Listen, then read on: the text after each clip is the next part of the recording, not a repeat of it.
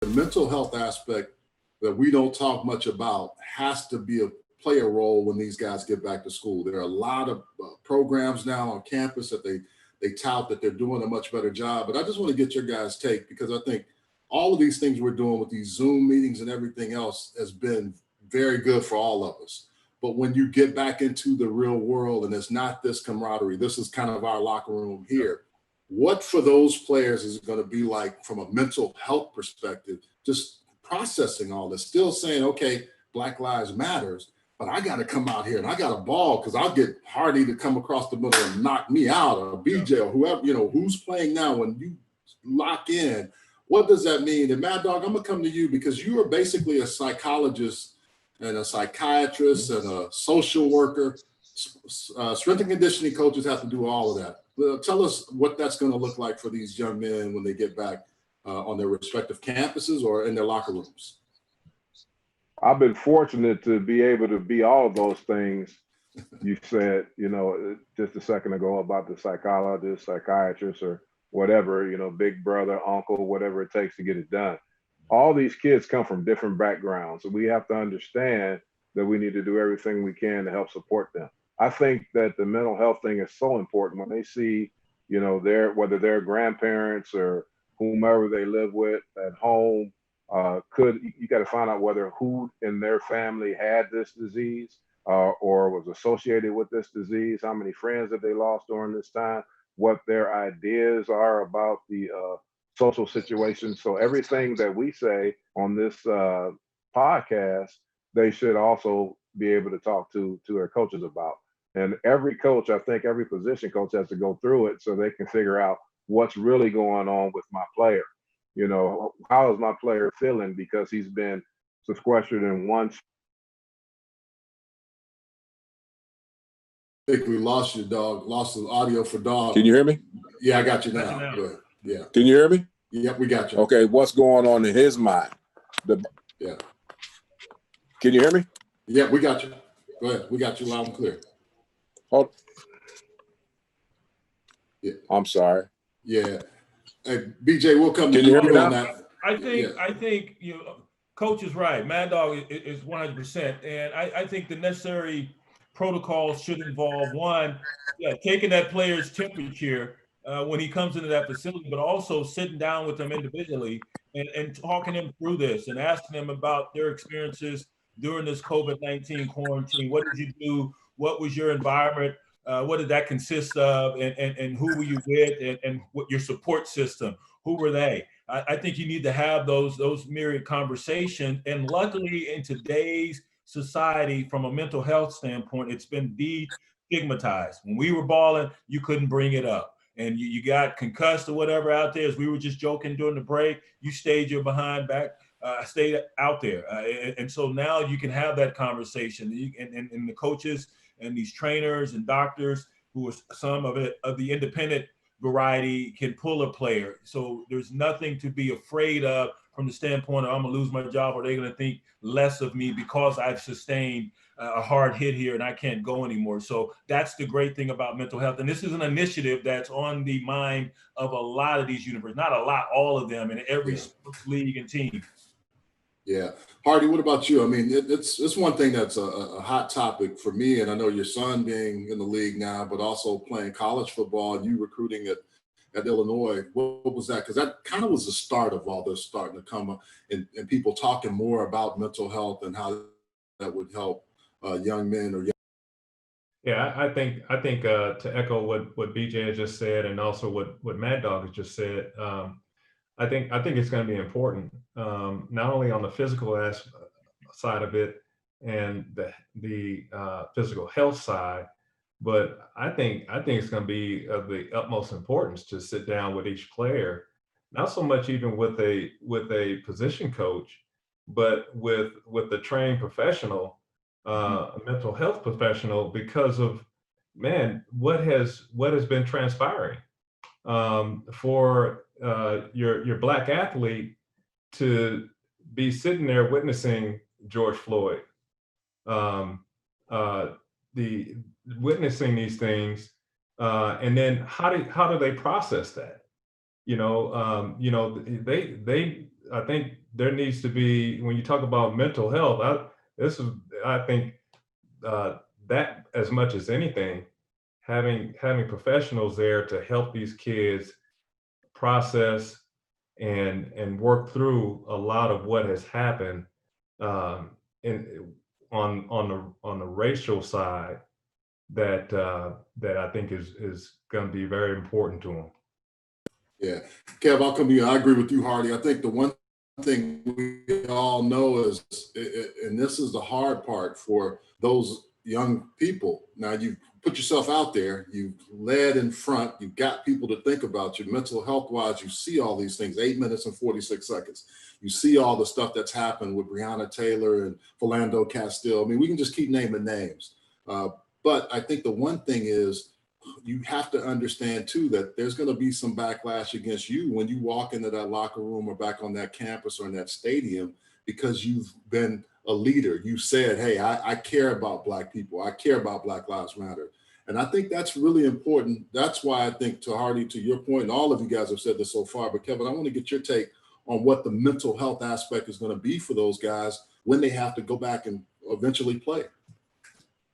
You know what? That's the thing. We really don't know what it's going to be, but I definitely commend those coaches who are taking those steps to establish that communication and start the conversation now.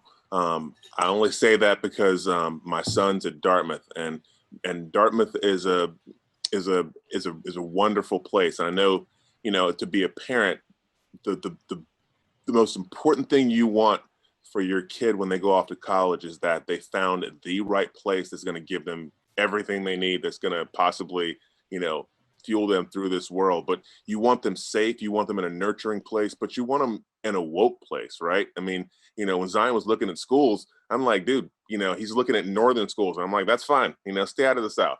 I'm like, I don't care where you go. It's like, but it's like, he went to this quirky place up in New Hampshire in the middle of nowhere. And it is a quirky, progressive, smart thinking place that they were on top of things from ground zero. When all of these incidents took place, their stance was so in favor of the Black community and equality and just empathy and respect and love and doing the right thing. I mean, and Coach Buddy Tevens, I know every dad wants to be able to say that their kid made the right choice when going to play ball somewhere, but he did, because Buddy Tevens, how he has conducted the inner workings of the team, the technology is a wonderful thing. He's via Zoom. They have team meetings and they have meetings with their coaches and position groups and everything else. But man, when this hit, and I'm sure this will come out on social media, and I'm sure, there'll be different coaches who have addressed, this issue, and it'll, we'll put music to it and we'll talk over it, and we'll be talking about this in studio at some point, and we'll see these different examples. But he did this before anyone was looking. And us as parents we were pleasantly surprised to see how he handled that. He had basically got them on and had a complete team meeting. And he's like, I want all of the African-Americans players on our team to have the floor. If you're not African-American, or if you don't have this experience, shut up and listen and learn something. Learn what your teammates are going through. Learn their life experience. Take a step in your own evolution and educating yourself and becoming a better person. And he spearheaded this charge. And I was like, man, how comforting from the head coach of an organization to send that message down through all of his team that this will not be tolerated. Yes, of course. Yeah. Like, we are with what the law says, and that's it. I mean, there is this transparency. We're, it's not about who you are or where you come from. It's about, the contribution to make this team better. That's what we're all about here, and becoming better young men.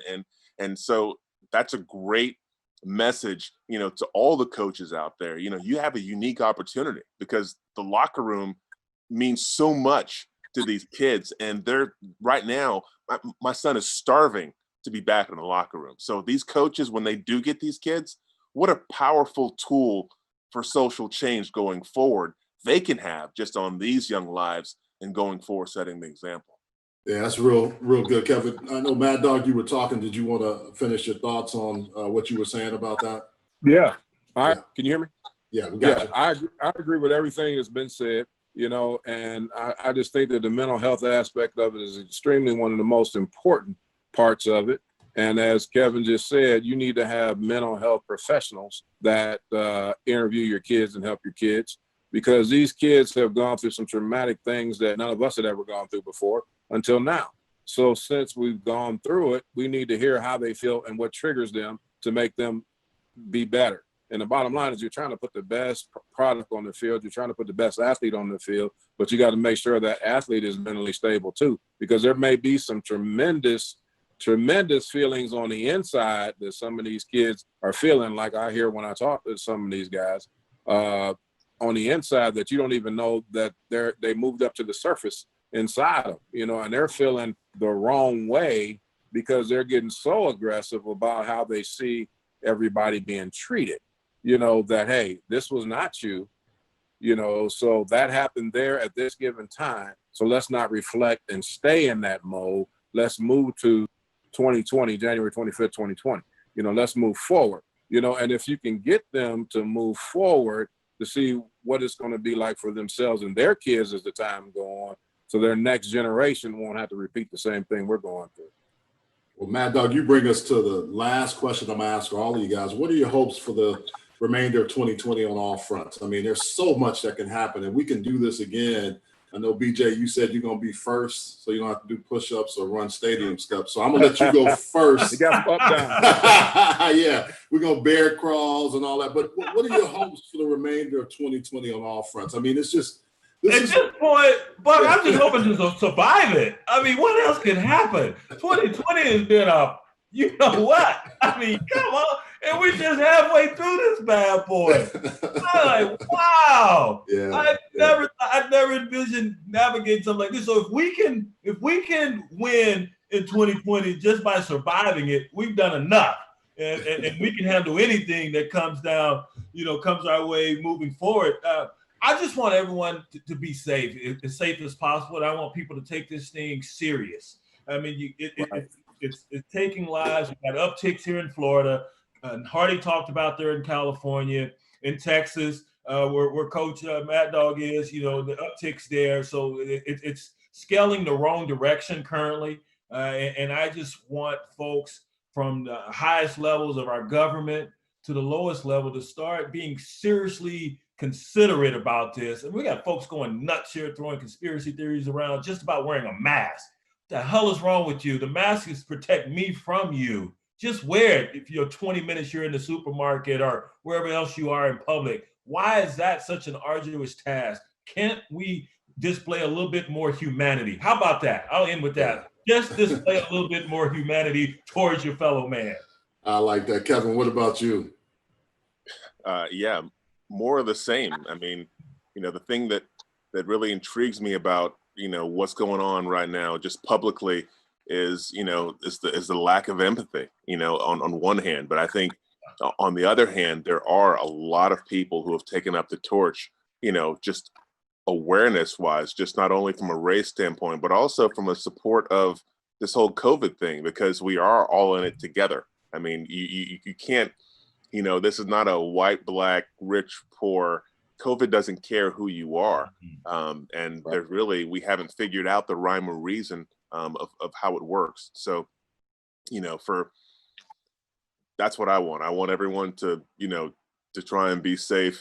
But more than anything, I think while we have our kids at home, I think we have a unique opportunity as well to, this is like empty nest bonus time for, for all of us, with our kids. But this is a changing world right now, because we have two major things going on at once, overlapping problems. And and Brian, you said this earlier, yes, no matter if this is a positive change or where we go from here, this marks a time in history and so many lives. We're going to remember where you were, what you did, and where we went from here, whether you got better or worse, or what happened to the country or what happened to people and, our relationships, we will remember this benchmark in time going from here. So yeah, definitely hunker down. Hardy, what about you? I think, just to echo the two previous comments, I think just surviving this year would be great. Yeah. And then from there, with surviving this coronavirus, seeing effective change as it relates to social justice, those things. I think I think those are the two things that I'd mark down on my list right now. If I had one, of course, it changes every day. But That's okay. As of right now, yeah. as of right now, I'd say those two things. Yeah. As Kevin just said, we're all going to remember where we were, what we were doing at this point in time, and for us is to, for me, I know is to hug family tight and tell friends and distant family that I love them, and keep spreading that, and hopefully we'll get through this together, and we'll be smiling on the other end. All right, thanks, Hardy. What about you, Mad Dog? What would you like for the remainder of 2020? Right, Buck, as I said, and I always tell you, we have no days that are promised to us. How many Sundays do you have left? I don't know how many Sundays I have left, nor how many Sundays anybody else on this board has left. So the bottom line is we do everything we can to make them all bright and sunny days, make the best out of every day you have. When you look at what's going on in our country, as we've been doing, you pray that everybody stays safe, everybody stays healthy. We find a peaceful ground to stand on, and we find a common ground for everybody to come together. Because the bottom line, all of us bleed red blood, and all of us, have a stake in what happens in this country every single day. As far as the athletes and that kind of stuff up there, got much love for them all. You want them to be healthy and safe first. That's the first and foremost thing. If everybody's gonna be healthy, you play the game.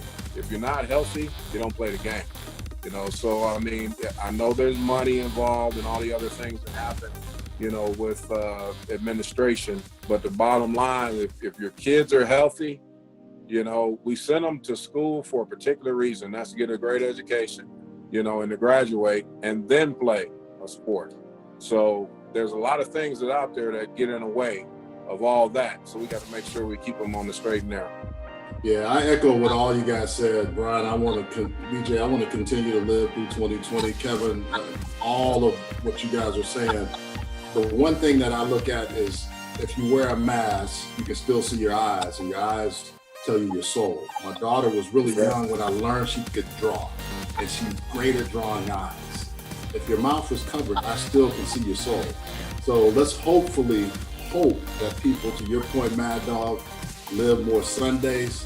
They pray up, they do everything they can, and I'd like to continue to see this outpouring of support for people that look like us, and not just from us, but for us, so we can go forward. So I guys, this is why I put this together. I can remember sitting out on my back porch and talking to Kevin.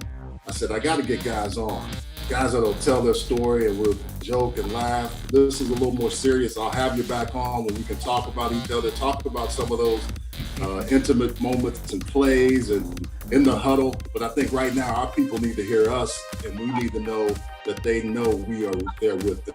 So I want to thank you very much. I want to thank our guests, Kevin Carter, Hardy Nickerson, Jeff Madden, Mad Dog, BJ Brian Jones. I want to thank you for watching.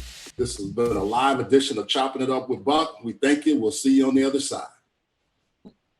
How you guys doing? It's Artavius Scott here.